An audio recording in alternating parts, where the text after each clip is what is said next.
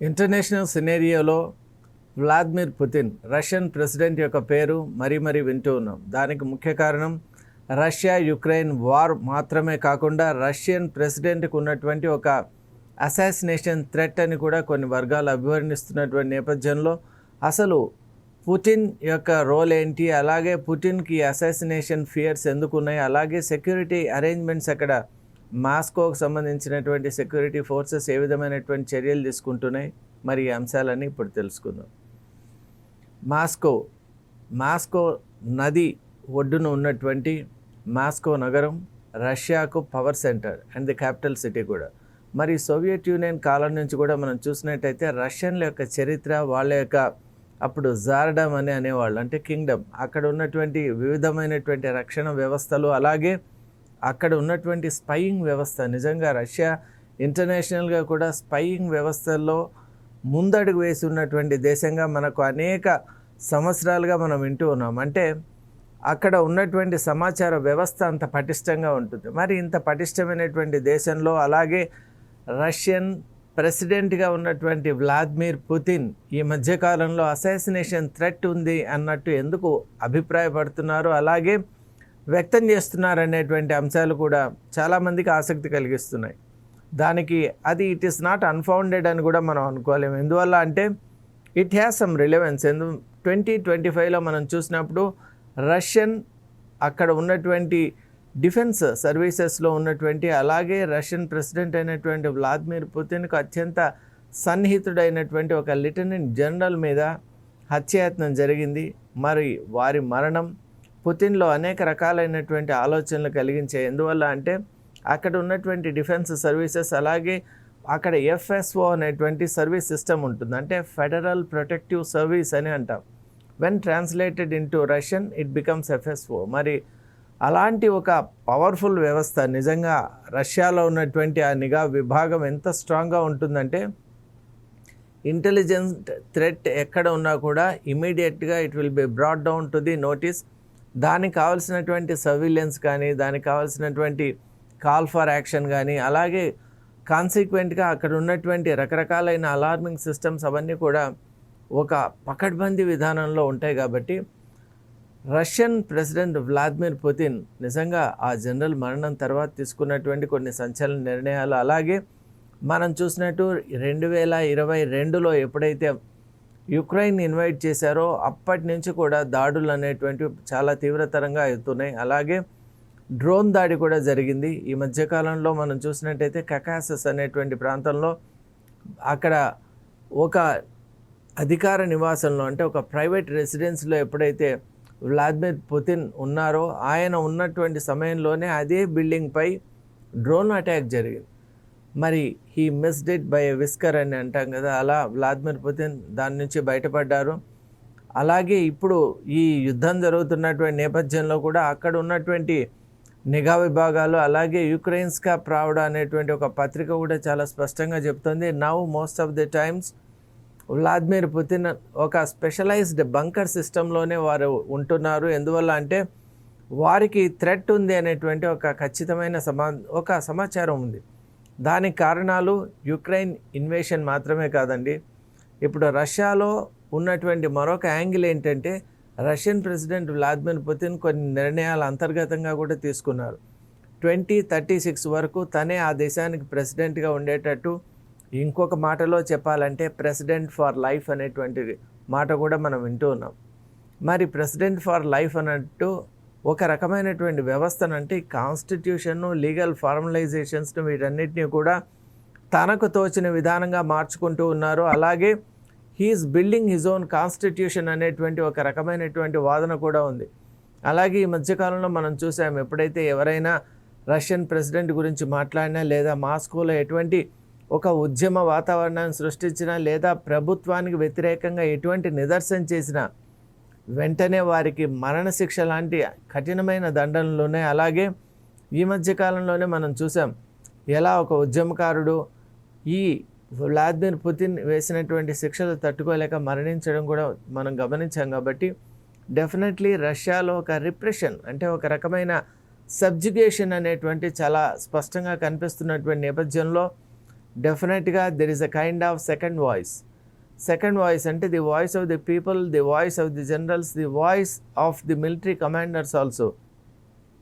వాళ్ళలో కూడా ఒక రకంగా ఈ ప్రభుత్వం చేస్తున్నటువంటి, ముఖ్యంగా వ్లాదిమిర్ పుతిన్ తీసుకున్నటువంటి కొన్ని నిర్ణయాల పట్ల వాళ్లకు విముఖత ఉంది. ఎందువల్ల అంటే మనం గనక ఒక సిమిలారిటీస్ని గమనించినట్లయితే వ్లాదిమిర్ పుతిన్ అలాగే షీ జిన్పింగ్ అంటే ది ప్రెసిడెంట్ ఆఫ్ చైనా, వీళ్ళిద్దరూ కూడా ఒకరు చైనాకు ప్రెసిడెంట్, ఇంకొకరు రష్యాకు ప్రెసిడెంట్, ఇద్దరు close friends and close aides. అలాగే మనం గమనించినట్టయితే they have the similar ideology. వీళ్ళిద్దరిలో కూడా ఒక ప్రాసెస్ అనేది స్టార్ట్ అయింది. దాని ప్రకారం ఎక్కడైతే థ్రెట్ ఉందని భావిస్తున్నారో అటువంటి వ్యవస్థలను పూర్తిగా ధ్వంసం చేయడానికి కూడా వాళ్ళిద్దరూ వెనకాడారు. మరి ఈ నేపథ్యంలోనే రష్యాలో వస్తున్నటువంటి ఒక మార్పు, ఒక అంతర్గత విప్లవం అనేటువంటిది కూడా ఉంది. దానికి సంబంధించి కూడా రష్యన్ ప్రెసిడెంట్ చాలా ఆందోళన పడుతున్నారు. ఎందువల్ల అంటే కాన్స్టిట్యూషన్కి అగైనిస్ట్గా వెళ్ళటం, అలాగే కాన్స్టిట్యూషన్ను తనే రీరైట్ చేసుకోవటం, మార్చుకోవటం, మాడిఫై చేయటం, అలాగే కాన్స్టిట్యూషన్ తన అవసరాలకు తగ్గట్టుగా తనకు తానే రచించుకోవడం అనేటువంటిది నిజంగా సహించలేనటువంటి కొంతమంది ఎవరైతే ఉన్నారో ప్రజలు, వాళ్ళు తిరుగుబాటు చేసేటువంటి అవకాశం ఉందని మనం చూసాం.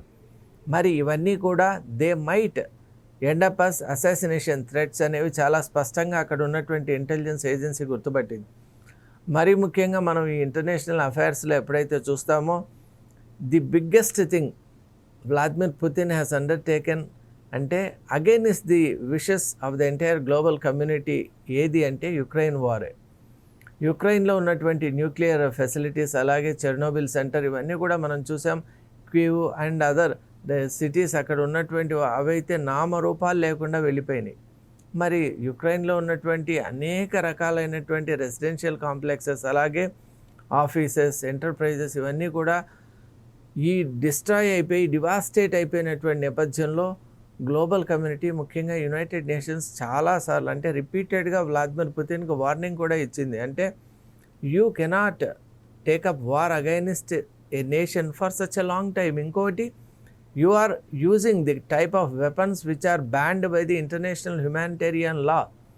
మరి ఇంటర్నేషనల్ హ్యుమానిటేరియన్ లా ఎటువంటి కెమికల్ వెపన్స్ వాడరాదో, ఎటువంటి కెమికల్ సబ్స్టెన్సెస్ను వార్లో వాడరాదో, అలాగే ఎటువంటి దాడులు చేయరాదో రెసిడెన్షియల్ ఏరియాస్లో. యు ఆర్ డూయింగ్ దట్ అని రిపీటెడ్గా చెప్పినా కూడా Vladimir Putin is still going ahead with that war. అలాగే మనం చూసాం యుక్రెయిన్ ప్రెసిడెంట్ జెలెన్స్కీ కూడా ఇంటర్నేషనల్ కమ్యూనిటీకి అపీల్ చేశారు, entire European Union is with him. అలాగే మనం చూసాం the support from the American president Donald Trump కూడా ఈ tried to be a part and support to mister Zelensky. మరి ఇటువంటి నేపథ్యంలో మనం గమనించినట్లయితే ఇక్కడ ఉన్నటువంటి కొన్ని అంశాలు డెఫినెట్గా they are quite catastrophic and alarming to Vladimir Putin. ఎందువల్ల అంటే అంతర్గతంగా పెరిగిపోతున్నటువంటి ఒక రకమైన ఆయనపై ఒక ధిక్కార స్వరం కానివ్వండి, అలాగే ఇక్కడ బయట దేశాల నుంచి వస్తున్నటువంటి థ్రెట్ కానీ, అలాగే యుద్ధ వాతావరణంలో కొంతమంది యుక్రైనియన్స్ కూడా డెఫినెట్గా రష్యన్ ప్రెసిడెంట్ తీసుకునే నిర్ణయాల్ని వారు ఏకీభవించలేక వాళ్ళు ఖచ్చితంగా రష్యన్ ప్రెసిడెంట్ను అంతం చేయాలనేటువంటి కొన్ని ఆలోచనలతో కూడా ఉన్నట్టు ఇంటెలిజెన్స్ ఏజెన్సీస్ చెప్తున్నటువంటి నేపథ్యంలో బంకర్లోనే అంటే ఒక సాఫిస్టికేటెడ్ అండర్ గ్రౌండ్ సిస్టమ్ నిర్మించుకున్నారు. మరి అందులోనే వ్లాదిమిర్ పుతిన్ అక్కడ తన యొక్క కార్యకలాపాలన్నీ చేస్తూ ఉన్నారు. ఇంకొక ముఖ్యమైన అంశం ఏంటంటే there is no permission for any type of internet communication, అంటే మొబైల్ కానివ్వండి, అలాగే ఎలాంటి మెసేజ్ సిస్టమ్ ఉండకుండా జాగ్రత్త పడుతూ ఉన్నారు. అలాగే డిఫెన్స్ ఈ కమాండర్స్ ఎవరైతే ఉన్నారో వాళ్ళందరి మధ్య కూడా ఒక నిఘా వేసి ఉంచారు. అంటే వీళ్లతోనే కాకుండా అక్కడ ఉన్నటువంటి అనుబంధ అలైడ్ స్టాఫ్ ఎవరైనా ఉంటారో వాళ్ళందరి ఇండ్లపై, అలాగే వాళ్ళ యాక్టివిటీస్పై స్కాన్ చేస్తూ ఉన్నారు. మరి ఇలా ఒక డేటా అనేటువంటిది క్రియేట్ చేసుకుంటున్నారు.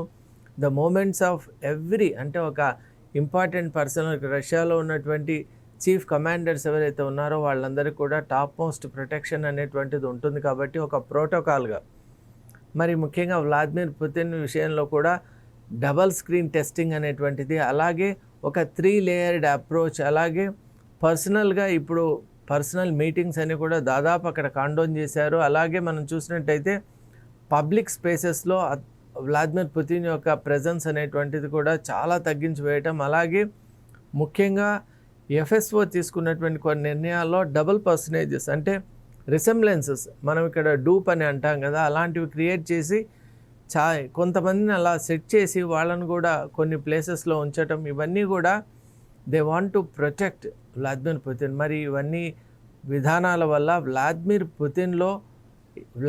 పుతిన్కి ఎటువంటి అపాయం జరగకుండా చూసేటువంటి ప్రయత్నాలు చేస్తోంది మాస్కోలో ఉన్నటువంటి ఇంటెలిజెన్స్ ఏజెన్సీ. కానీ మనం ఇంటర్నేషనల్ అరేనా ఎప్పుడైతే చూసామో అక్కడ చైనాతో ఉన్నటువంటి సంబంధాలు, అలాగే నార్త్ కొరియాతో ఉన్నటువంటి సంబంధాలు, అలాగే ఇప్పుడు హెర్మూజ్ స్ట్రైట్ విషయంలో పుతిన్ తీసుకున్నటువంటి నిర్ణయాలు, అలాగే అమెరికన్ ప్రెసిడెంట్తో పుతిన్కు ఉన్నటువంటి తీవ్రమైన విభేదాలు, అలాగే యూరోపియన్ యూనియన్తో రష్యా చేసుకున్నటువంటి తెగదెంపులు, ఇవన్నీ కూడా మనం చూసినట్టయితే definitely some parts of the world ఇప్పుడు they are quite against Putin అని చెప్పుకోవచ్చు. దానికి హిస్టారికల్ రీజన్స్ కూడా కొన్ని ఉన్నాయండి. అది ఎలా అంటే, పుతిన్ మీద ఇంతకుముందు కూడా ఇటువంటి దాడులు జరిగాయి.